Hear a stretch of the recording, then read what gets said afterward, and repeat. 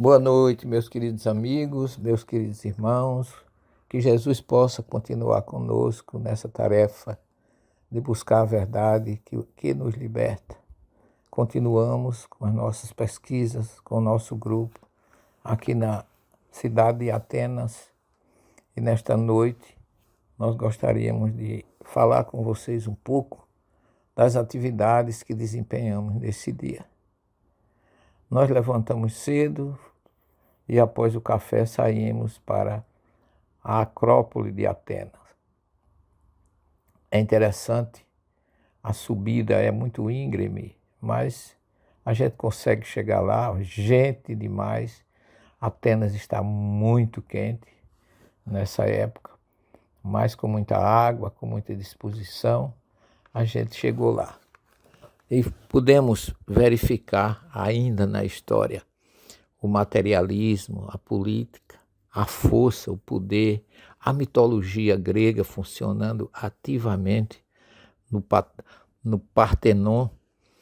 E ali nós vimos todos aqueles templos que foram erguidos à deusa Nike, o anfiteatro, o templo à deusa Atenas, a filha de Zeus, que marca o nome da cidade de Atenas e que nos deixa bem patente em nossos corações a visão política, social, escravizadora, de poder e de disputa de poder dentro daquela época, através da sua mitologia. Figuras, um politeísmo muito imponente, diversas estátuas, nome de Deus, de Zeus, de Teseu, de Minotauro, de tantas e tantas figuras mitológicas que nos envolvem, aqui muitas estátuas. E a gente fica observando que no meio de tudo isso há uma busca, ou havia uma busca muito grande, de alguma coisa além daquilo que se vivia no dia a dia, no corriqueiro, naquilo que envolvia toda a história e todas as atitudes e ações do povo grego através de seus oráculos, as buscas mais espirituais por trás de tudo aquilo. Mas uma figura interessante marca a nossa estada por aqui, Paulo de Tarso. Quando a gente sai da visita do Partenon, a gente chega embaixo, tem uma pedra muito alta do lado direito, não embaixo, mas um pouco mais abaixo, porque a cidade fica, Atenas fica como se fora numa depressão muito forte entre montanhas diversas, o mar Egeu avistado lá distante, e a montanha do Filopapos, a gente avista, a mais alta aqui, montanha de Atenas também, onde fica um mosteiro, uma igreja de São Jorge. Tudo envolve uma mistura de coisas materiais e coisas espirituais. Mas quando a gente desce um pouco ali, a gente encontra uma pedra num local onde se fala que ficava o Areópago, o centro das atenções da filosofia naquela época, onde ficava ali os epicuristas e estoicistas discutindo naquele tempo, no Areópago, a criação de novos deuses, numa religião, ou seja, num princípio tão politeísta, numa filosofia tão politeísta, criar Deus ou deuses era uma coisa muito comum. É por isso que existia aqui na cidade de Sócrates e Platão toda uma mistura de história, filosofia, arqueologia, templos. É muito rica a mitologia grega, a gente sabe disso. Mas o Areópago, ele traz uma mensagem muito forte para nós, seguidores de Jesus, porque Paulo naquela época sofria, vindo da Macedônia, de Tessalônica, Filipos, Bereia. Eles estavam todos envolvidos num processo de divulgar a mensagem de Jesus. E quando Paulo entra nesse meio, nós encontramos na Ágora, que eram locais muito propícios, onde o povo se reunia de todas as classes sociais para se discutir todo tipo de assunto, comércios, mercados. A Ágora é um quadrado onde existiam lojas de um lado, lojas do outro, negócios de toda natureza. E no centro da Ágora de Atenas, nós encontramos uma proliferação e uma predominância de altares a deuses. Hoje nós podemos visitar o principal altar que está lá, a Zeus, um templo a Hefesto, filho de Zeus, também ali marcando presença. E na entrada a gente vê aquilo que mais chamou a atenção de Paulo, em Atenas. O capítulo 17 do livro de Atos dos Apóstolos, Lucas narra, a partir do versículo 15 em diante, a história de Paulo nesta cidade, que nós tivemos a oportunidade de visitar hoje com a graça de Deus. A gente sente, né, que Paulo estava, segundo Lucas diz, ele esperava Silas e Timóteo, com notícias da Macedônia, ou seja, de Tessalônica, daquelas regiões onde eles tinham entrado através do mar Egeu e descido para o sul. Depois de muitos episódios narrados nesse mesmo livro de Atos, a gente encontra Paulo chegando em Atenas, enquanto, diz Lucas, o seu espírito se comovia em si mesmo, vendo a cidade tão entregue à idolatria. É fácil que ainda hoje, quando a gente entra, hoje mesmo à tarde, ao entrarmos ali na Ágora de Atenas, onde só tem ruínas, mas nós já vamos encontrando estátuas diversas, monumentos de toda a natureza, ruínas, locais onde eram distribuídas as notícias da cidade, as mensagens filosóficas, todo tipo de acontecimento eram revelados e evidenciados ali naquela antiga Ágora que visitamos hoje.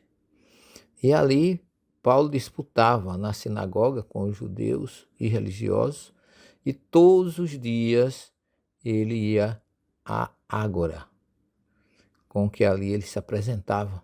Ali ele levava Jesus para todas as pessoas.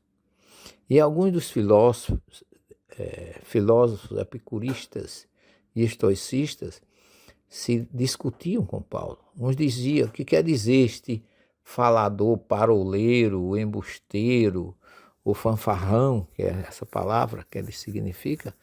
E outros diziam: parece que é pregador de deuses estranhos, porque eles anunciam a Jesus e a ressurreição. Dos temas que a gente vê Paulo discutindo muito isso em suas cartas. E tomando, levaram ao Areópago, dizendo: podemos nós saber que nova doutrina é essa que você prega? Pois coisas estranhas nos trazem aos ouvidos, queremos saber o que vem a ser isso. Porque eles escutavam todos os atenienses, estrangeiros, residentes, de nenhuma outra coisa se ocupavam senão de dizer e ouvir alguma novidade. Estando Paulo no meio do Areópago, disse: varões atenienses. Esse foi o seu discurso, que é muito conhecido. Em tudo vos vejo um tanto supersticioso, porque passando eu e vendo os vossos santuários, achei também um altar em que estava escrito ao Deus desconhecido. Tinham tantos altares, era um politeísmo tão profundo que tinha um altar até ao Deus desconhecido. Então, esse, pois, que vocês honram, não o conhecendo, é o que eu vos anuncio. O Deus que fez o mundo e tudo que nele existe, sendo o Senhor dos céus e da terra, não habita em templos feitos por mãos de homens. Nem tampouco é servido por mãos de homens como que necessitando de alguma coisa, pois ele mesmo é quem dá a todos a vida, a respiração e todas as coisas. e de uma só fez toda a geração dos homens para habitar sobre toda a face da terra, determinando os tempos já dantes ordenados e os limites da sua habitação, para que buscassem ao Senhor, se porventura tateando o pudesse achar, ainda que não está longe de cada um de nós, porque nele vivemos e nos movemos, e existimos, como também alguns dos vossos poetas disseram, pois somos também sua geração. Sendo, pois, nós geração de Deus, não havemos de cuidar que a divindade seja semelhante ao ouro, ou à prata, ou à pedra esculpida por artifício e imaginação do homem. Mas Deus, não tendo em conta os tempos da ignorância, anuncia agora a todos os homens, em todo lugar, que se arrependam, porquanto tem determinado um dia em que, com justiça, há de julgar o mundo por meio do varão que destinou, e disso deu certeza a todos, ressuscitando-os dos mortos. E quando eles ouviram falar de ressurreição dos mortos, escarneciam a Paulo. E outros diziam, acerca disso te ouviremos outra vez. E assim Paulo saiu do meio deles. Todavia, chegando alguns varões, a ele creram, entre os quais Dionísio, que era do Areópago, e também uma mulher por nome Dâmaris, e com eles outros. Na verdade, a grande decepção de Paulo foi Atenas. Emmanuel fala na obra Paulo e Estevão acerca disso, a sua tristeza, eu diria assim, o seu desapontamento. Ele se sentia um fracassado, mas Jesus sempre nos provê das necessidades, porque no meio da sua depressão, da sua tristeza, chega Silas e Timóteo de Corinto, dizendo para ele que a comunidade em Tessalônica explodia de felicidade e de alegria. E isso Paulo foi como um recado do Cristo, porque ele mesmo triste nunca escreveu nada aos atenienses, porque achou desnecessário. Parece nos lembrar que o que Jesus ensinou aos seus discípulos no capítulo 13 do Evangelho de Mateus. Quando chegares numa cidade que não te receber bem, sacode o pó da tua sandália e vai para um outro lugar. E foi assim que Paulo fez. E assim, ele recebendo a notícia, ele se anima, soergue-se e se sente feliz pela assistência que chega da parte do Cristo através de Silas, Timóteo e toda a sua comunidade lá ao norte da Grécia, na Macedônia. E partindo dali, de Atenas, ele nos deixa toda uma lição de que mesmo na dificuldade a gente não deve desistir, mesmo na decepção a gente não deve desanimar. Portanto, procuremos imitar as atitudes de Paulo.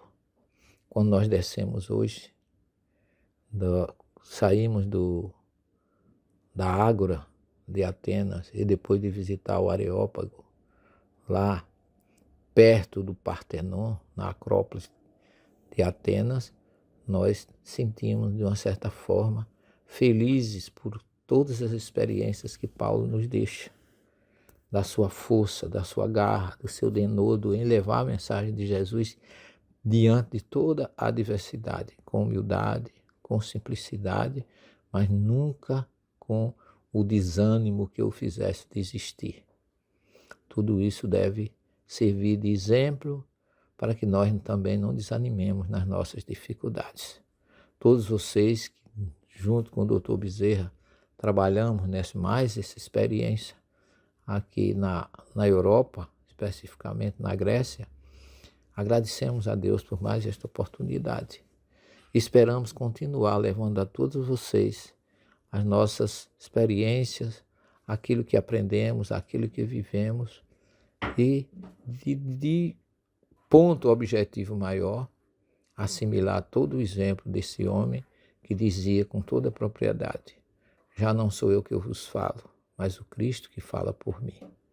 Pensemos assim, hajamos assim, e peçamos a Jesus que nos conceda sempre muita força, muita luz e muita paz. Até amanhã, meus queridos, com mais notícias aqui da Grécia. Jesus conosco sempre.